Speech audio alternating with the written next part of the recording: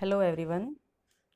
आज हम 6th class का दूसरा पाठ पढ़ेंगे जिसका नाम है बचपन। और इस पाठ की लेखिका हैं कृष्णा सोबती जी। अब हम पाठ शुरू करते हैं। इस पाठ में लेखिका ने अपने बचपन के बारे में बताया है कि बचपन में उन्हें क्या क्या अच्छा लगता था, क्या क्या कौन से रंग पहनना अच्छा लगता था, क्या क्या चीज़ें खाना अच्छा लगता था। और जैसे जैसे उनकी उम्र बढ़ती है तो उनके रुचियों में किस तरह से अंतर आता है। जैसे पहले वो गहरे रंग के कपड़े पहनती थी, वस्त्र पहनती थी, और अब वो हल्के रंगों के वस्त्र पहनना पसंद करती हैं। इसके साथ पहले जो लड़कियां थी उसमें वो क्या बालों में क्या लगाती थी, जैसे रिबन वगैरह लगाती थी, और आज जैसे रबड़ बैंड वगैरह लगाती हैं। तो इन बातों का भी उन्होंने जिक्र किया है।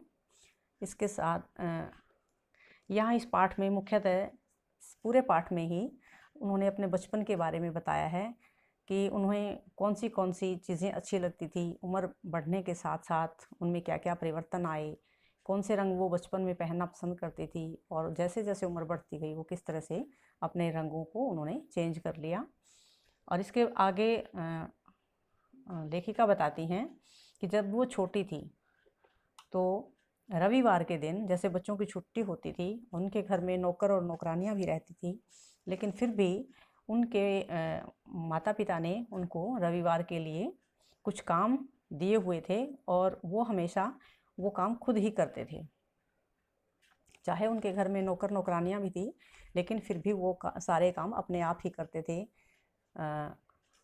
जैसे सुबह रविवार की सुबह को मोजे धोना, उसके बाद वह अपने जूतों को पॉलिश करती थी, पॉलिश करके चमकाती थी।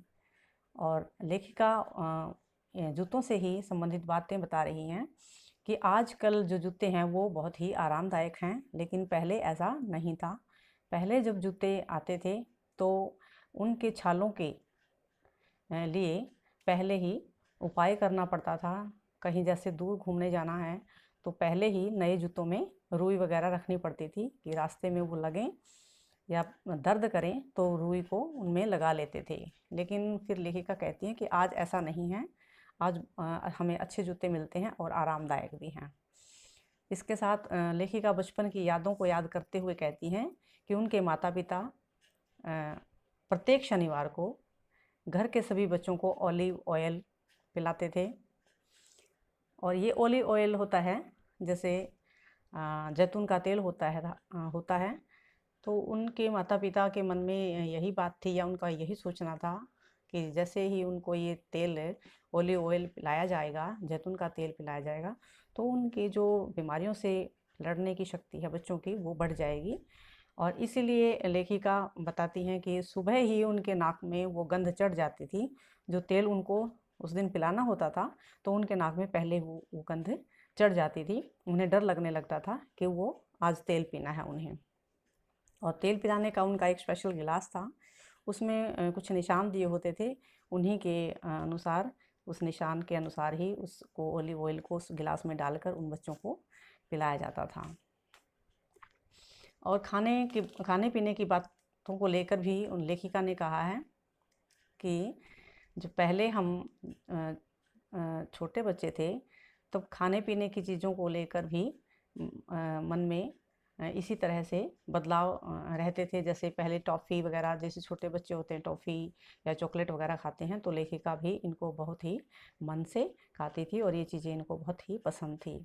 आगे लेखिका बताती हैं कि उनका घर, वो शिमला से हैं तो शिमला के अंदर उनका घर माल रोड पर ही था। माल रोड वहाँ का एक प्रसिद्ध स्थान है और वहाँ पर वो खूब घूमती फिरती थी। खाने पीने की चीज़ों का भी कृष्णा सोबती जी को बहुत शौक़ था। वो चॉकलेट खाती थी, टॉफ़ी खाती थी, काफ़ी मात्रा में खाती थी। खट्टे मीठे पहाड़ी फल, रसदार फलों का भी उन्होंने बहुत सेवन किया है। चने खाना बहुत अच्छा लगता था। और शिमला का एक और स्थान है शिमला रिज।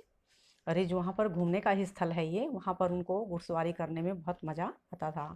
कहने का भाव ये है कि जैसे ही हम उनकी आदतों को या फिर उनके जो बातों से हमें पता चल रहा है कि जो कृष्णा सोबती जी का जीवन है वो काफ़ी अच्छा और अमीर घराने से इनका संबंध रहा है। लेखिका ने आगे बताया है कि लेखिका शिमला की सुंदरता का वर्णन करते हुए कहती है कि शाम के समय पर वहाँ पर रंग बिरंगे गुब्बारे उड़ाए जाते थे और उनके घर के सामने ही जैसे दूर पहाड़ पर उन्हें एक जाखू का पहाड़ दिखता था। उस पहाड़ का नाम जाखू है।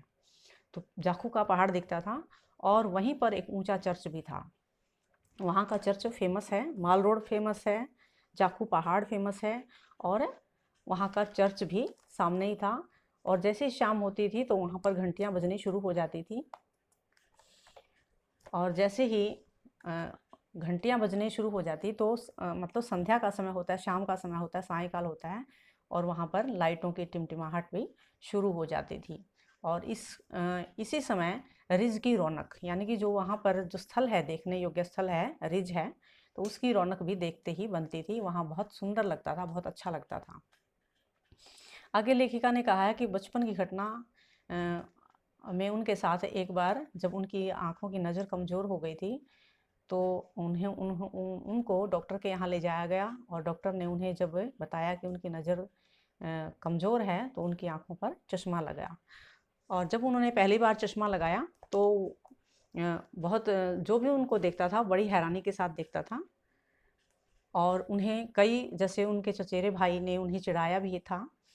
एक बार उनके चचेरे भाई ने कहा था कि आँख पर चश्मा लगाया ताकि सूझे दूर की, यह नहीं लड़की को मालूम सूरत बनी लंगूर की। अब जब उनके चचेरे भाई ने उनको ये ऐसा कहा तो लेखिका को याद है कि उनको बहुत खीज हुई थी, वो बहुत खींच गई थी और आईने में जाकर बार बार चश्मा लगाना और उतारना, कई बार उन्होंने ऐसा ही किया। और आगे लेखिका कहती है कि जैसे ही वो युवा अवस्था में थी तब उनको टोपी पहनना, जैसे शिमला की टोपी फेमस है, वहाँ औरतें हैं और जो पुरुष हैं वो टोपी पहनते हैं, पहनावा है उनका। लेकिन सोबती जी को पसंद नहीं थी टोपी पहनना, तो वो दुपट्टा ही पहनती थी। और लेकिन अब उनको हिमाचली टोपी, वो टोपी पहनती हैं, उन्हें अच्छा भी लगता है। तो इस पाठ में मुख्यतः यही बातें हैं कि जैसे बचपन की उन्होंने इस पाठ में, जैसे पाठ का नाम ही बचपन है, तो उन्होंने सारी बचपन की यादों को यहाँ हमारे साथ ताज़ा किया है और साझा भी किया है। और बचपन में बच्चों को क्या क्या चीज़ें अच्छी लगती हैं, क्या क्या उनके मनोरंजन के साधन होते हैं, किस तरह से बच्चे आपस में एक दूसरे को चिढ़ाते हैं, क्या खाना अच्छा लगता है, क्या पहनते हैं।